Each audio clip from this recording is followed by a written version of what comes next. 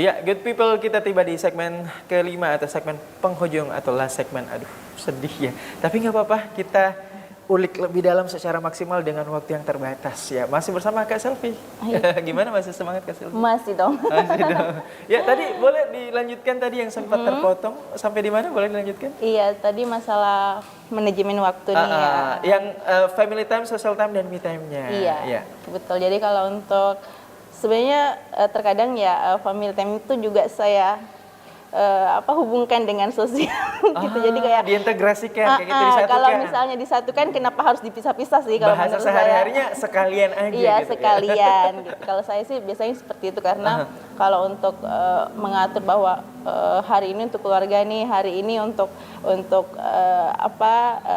mahasiswa saya nih, misalnya hari ini untuk teman-teman disabilitas saya. Ya. Itu kadang-kadang ya yang namanya mendampingi teman-teman disabilitas kan itu terkadang waktunya tidak bisa diatur ya. Maksudnya kadang tiba-tiba hari ini mungkin kita punya rencana lain, tapi ternyata kadang tiba-tiba mereka butuh kita, ya mau tidak mau juga harus mendampingi. Nah, jadi disitulah saya katakan bahwa terkadang anak saya, suami saya juga saya bawa untuk ke sana. Sekalian aja ya. Oh, jangan-jangan mereka juga udah direkrut nih? Iya. Anak saya juga sudah mulai belajar bahasa isyarat. Oh, Masya Allah. Kayaknya kita bakalan boleh nih belajar nih sama Kak Selvi bahasa isyarat. Kalau untuk belajar bahasa isyarat itu harus dari sumbernya, harus dari teman tuli langsung sih. Oh, bukan dari yang orang yang bisa, harus langsung dari... Lebih beda rasanya. Gitu. Oke, habis ini kita bakalan meliput ya disabilitas. Boleh. Kita boleh kontekan habis ini. Ya, kalau untuk tadi nih family time dengan social time kadang-kadang di merge ya kan, disatuin gitu. Kalau untuk me time-nya nih, kan setiap manusia tuh ya se-extrovert apapun, ambivert juga dan apalagi introvert ya. Tiga-tiganya pasti butuh me time ya. Kalau misalnya Kak Selvi ini, biasanya kalau me time itu ngapain? Apa nulis buku, main game, nonton drama Korea, ngaji atau nyanyi atau apa sih gitu? Kalau misalnya lagi di kamar sendiri gitu, nggak boleh diganggu, sampai bahkan anak dan suami pun nggak boleh ganggu. Itu ngapain? Iya, itu ya memang saya kalau misalnya butuh waktu untuk sendiri ya paling ya di kamar, di rumah. Tapi anak saya dan suami saya juga sudah tahu kalau saya mengatakan mau istirahat, mereka tidak akan ganggu. Tapi kalau untuk ngapain ya paling saya memang suka di tempat-tempat yang sepi. Terus tentunya waktu-waktu itu saya lebih memikirkan nanti rencananya saya nanti mau ngapain lagi ya, apa yang sudah saya lakukan. Jadi lebih kepada kontemplasi, merefleksi seperti itu. Oke, gitu ya. Sambil mungkin nulis-nulis diary kayak gitu. Enggak sih kalau tulis diary. Enggak ya? Enggak. Bukan tipe kalau kayak gitu ya? Bukan. Jadi lebih ke kontemplasi, refleksi, self talk ya, depan cermin kayak gitu ya, duduk. Iya, lebih seperti itu. Nah, kita ke pertanyaan selanjutnya. Ada nggak sih unforgettable moment in life atau pengalaman-pengalaman yang nggak bisa dilupain selama hidup? Apakah itu sedih, kesal, benci, marah, takjub, senang, speechless, haru, atau apapun namanya? Oke, jadi pernah, waktu pernikahan nih. Jadi kayak waktu 2016 itu di acara pernikahan saya mengundang teman-teman tuli saya waktu itu dan dengan bermodalkan undangan mereka ke kampung saya dari Makassar ke Wajo. Ya, jadi waktu nikahnya, Kak Selvi? Waktu saya nikah, ada beberapa mobil dan mobil dan teman tuli semua. Jadi mereka tuh bertanya dari desa ke desa, ini rumahnya di mana? Gitu.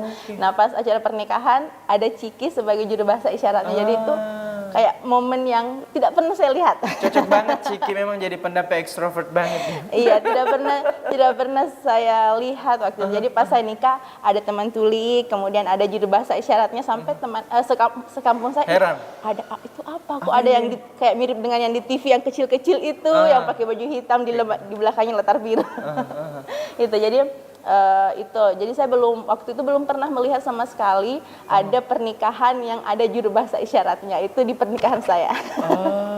wih, keren juga ya, unik ya, Iya. luar biasa. Itu pengalaman yang tak terlupakan. Itu yang tak terlupakan. Masih ada pengalaman-pengalaman? Masih banyak. itu termasuk kebahagiaan ya. Iya, itu termasuk kebahagiaan. Sekaligus sesuatu yang sifatnya nggak bisa diungkapkan dengan kata-kata, alias speechless. Iya. Kalau misalnya pengalaman yang buat takjub atau mungkin haru itu ada nggak sih? Kalau yang membuat haru sepertinya setiap saat ya, karena saya orangnya gampang haru. Melankolis banget ya.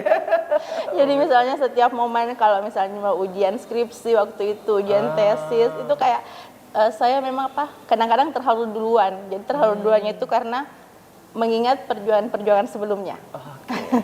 Kalau suka duka nih sebagai seorang Kak Selvi yang kemudian punya takdir menjadi seorang akademisi dengan proses perjalanan yang tidak singkat, perjuangan-perjuangan yang selama ini yang dilakukan dan kemudian membuahkan hasil saat ini, suka dukanya apa nih Kak? Mau sukanya dulu atau dukanya dulu? Ya, jadi kalau berbicara, sebenarnya saya tidak terlalu suka untuk mengungkapkan dukanya apa, karena bagi saya apa yang kita lakukan ketika kita menyukai itu ya tentu yang membekas yang disuka-suka saja, yang dukanya itu ya kita hapus-hapus saja. Nah, tapi kalau ini menjadi pertanyaan yang wajib untuk saya jawab, nah ini jadi kalau dukanya itu apa ya? Nah itu saya berpikir kalau masalah dukanya, karena segala sesuatu yang saya lakukan sampai saat ini karena berdasarkan atas kesukaan saya. Pernah nggak sih tertatih-tatih sampai kemudian ngomong sama diri sendiri, aduh ini kok susah kayak gitu ya? Pernah nggak sih kayak gitu? Apa ya? Ya paling kalau misalnya terkait dengan memperjuangkan hak-hak teman disabilitas.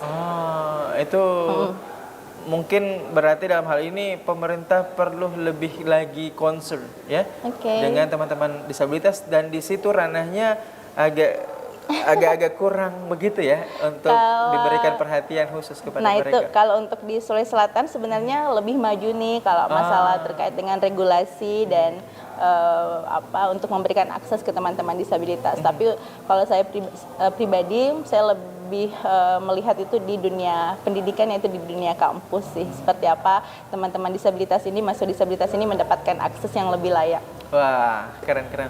Oke, baik, terakhir nih, pesan-pesan untuk pemirsa yang ada di rumah, khususnya perempuan. Apa nih yang pengen disampaikan? Mungkin motivasi atau kata-kata bijak atau mengajak mereka untuk keep moving forward atau berjuang. Silakan Kak Selvi. Oke, halo untuk para perempuan-perempuan yang hebat. Pesan saya tetap menjadi diri sendiri, maksimalkan kemampuan Anda, dan tidak terlalu banyak membaca komentar-komentar negatif di sosmed. Pokoknya skip yang toxic ya. Ya. Oke, terima kasih Kak sudah hadir di tengah-tengah kita dalam program yang sangat sama-sama. menginspirasi, bukan perempuan biasa. Sehat selalu, kita jumpa di lain kesempatan. Ya, itulah tadi ya obrolan kita yang sangat menginspirasi dengan seorang Kak Selvi yang seorang akademisi, volunteering ya, dan juga ibu rumah tangga. Semoga ini bisa menjadi inspirasi bagi teman-teman yang ada di rumah.